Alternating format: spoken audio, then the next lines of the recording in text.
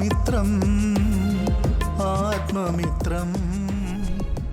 ദൈവനാമം മഹത്വപ്പെടുമാറാകട്ടെ. ആത്മമിത്രം brother doctor മീഡിയയിലൂടെ വചനം കേൾക്കുന്ന എല്ലാ സഹോദരിമാർക്കും കർത്താവായ യേശുക്രിസ്തുവിൻ്റെ നാമത്തിൽ എൻ്റെ സ്നേഹവന്ദനം. ഇന്നത്തെ ചിന്തയ്ക്കായി സങ്കീർത്തനങ്ങളിൽ കണ്ണ് എന്ന പദം പല സ്ഥലങ്ങളിൽ കാണുന്നുണ്ട്. അത് നമുക്ക് നോക്കാം. ഏകദേശം സങ്കീർത്തനങ്ങൾ 27 ഭാഗങ്ങളിലായിട്ട് പറഞ്ഞിട്ടുണ്ട്. അവയിൽ ചിലത് ഇന്ന് ചിന്തിക്കാമെന്ന് ആഗ്രഹിക്കുന്നു. സങ്കീർത്തനം 115:8. അവയ്ക്ക് വായുണ്ടെങ്കിലും സംസാരിക്കുന്നില്ല, കണ്ണുണ്ടെങ്കിലും കാണുന്നില്ല, മൂക്കുണ്ടെങ്കിലും മണക്കുന്നില്ല. 135:16. അവയ്ക്ക് വായുണ്ടെങ്കിലും സംസാരിക്കുന്നില്ല, കണ്ണുണ്ടെങ്കിലും കാണുന്നില്ല, ചെവിയുണ്ടെങ്കിലും കേൾക്കുന്നില്ല. അവയുടെ വായിൽ ശ്വാസവുമില്ല. അവയെ ഉണ്ടാക്കുന്നവർ അവയെ പോലെ ആകുന്നു. അവയിൽ ആശ്രയിക്കുന്നവനോ അങ്ങനെ തന്നെ. വിഗ്രഹാരാധികൾ വിഗ്രഹങ്ങളെ ഉണ്ടാക്കി അവയെ ഭജിക്കുന്നു. അവ വെള്ളി കൊണ്ടും പൊന്നുകൊണ്ടും പണിയുന്നു.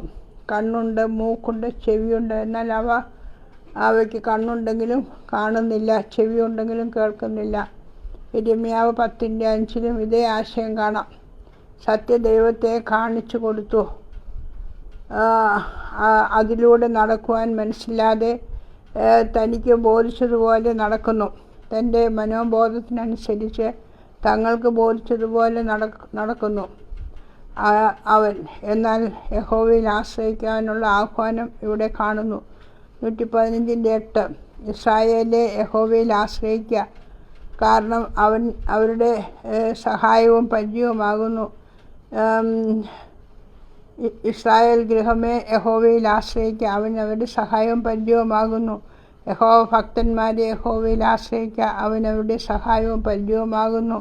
കണ്ണുണ്ടെങ്കിലും കാണാത്ത, ചെവിയുണ്ടെങ്കിലും കേൾക്കാത്ത, മൂക്കുണ്ടെങ്കിലും മണക്കാത്ത, കൈയുണ്ടെങ്കിലും സ്പർശിക്കാത്ത, കാലുണ്ടെങ്കിലും നടക്കാത്ത, തൊണ്ട കൊണ്ട് സംസാരിക്കാത്ത ഈ വിഗ്രഹങ്ങളെ ആശ്രയിക്കാതെ യഹോവയിൽ ആശ്രയിക്കാൻ ആഹ്വാനം ചെയ്യുകയാണ് സങ്കീർത്തനക്കാരൻ.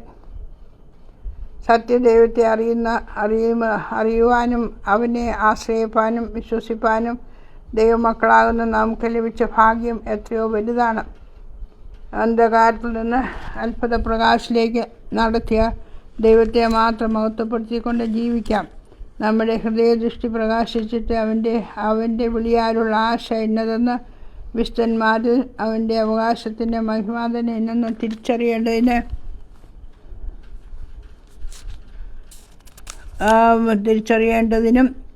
അവനിൽ വിശ്വസിക്കുന്ന നമുക്ക് വേണ്ടി വ്യാപരിക്കുന്ന അവൻ്റെ ശക്തിയുടെ അളവറ്റ വലുപ്പം എന്നതെന്നും അറിയേണ്ടതിനും പ്രാർത്ഥിക്കുന്ന പൗലോസ് അപ്പോസ്തലനെ നാം എഫേസ്യർ 1:17-19 വരെ കാണുന്നു. നമ്മുടെ ദൈവം എത്ര ഉന്നതനാണ്, മഹോന്നതനാണ്. അവൻ നമ്മുടെ മേൽ ദൃഷ്ടി വെച്ച് ആലോചന പറഞ്ഞു തരുന്നവനാണ്. അവൻ്റെ ദൃഷ്ടി എല്ലായിടത്തുമുണ്ട്. അവൻ്റെ കൺപോളകൾ മനുഷ്യപുത്രന്മാരെ ശോധന ചെയ്യുന്നു.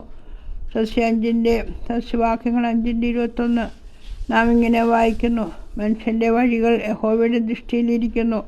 നാം വിശ്വസിക്കുന്ന ദൈവത്തിൻ്റെ മഹത്വം മനസ്സിലാക്കി അവൻ എത്രയോ മഹോന്നതനാണെന്ന് അറിഞ്ഞ് അവൻ്റെ ശക്തിയുടെ അളവറ്റ വലിപ്പം മനസ്സിലാക്കി അവനായി ജീവിക്കാം. പ്രിയമുള്ളവരെ, ഈ സത്യദൈവത്തെ, ജീവനുള്ള ദൈവത്തെ ഓരോ ദിവസവും രുചിച്ചറിഞ്ഞ് അവനായി ജീവിക്കാം. ഈ വചനം കേൾക്കുന്ന ആരെങ്കിലും ഈ ദൈവത്തിൽ വിശ്വസിച്ചിട്ടില്ലെങ്കിൽ അവനിൽ വിശ്വസിച്ച് ദൈവമക്കളായി തീരുവാൻ ആഹ്വാനം ചെയ്യുന്നു. യേശുവിനെ കർത്താവെന്ന് വായ കൊണ്ട് ഏറ്റുപറയുകയും ദൈവം അവനെ മറ്റുള്ള ഉയർത്തെഴുന്നേൽപ്പിച്ചു എന്ന ഹൃദയം കൊണ്ട് വിശ്വസിക്കുകയും ചെയ്താൽ നീ രക്ഷിക്കപ്പെടും. അവനെ കൈക്കൊണ്ട് അവൻ്റെ നാമത്തിൽ വിശ്വസിക്കുന്ന ഏവർക്കും ദൈവമക്കളാകുവാൻ അവൻ അധികാരം കൊടുത്തു. ഇങ്ങനെ ദൈവമക്കളായിട്ട് ദൈവത്തിൽ ആശ്രയിച്ചുകൊണ്ട് രക്ഷിക്കപ്പെട്ടവരായിട്ട് ജീവിപ്പാൻ ദൈവം എല്ലാവരെയും സഹായിക്കട്ടെ. ദൈവത്തിൻ്റെ നാമം മഹത്വപ്പെടുമാറാകട്ടെ. ആമേൻ.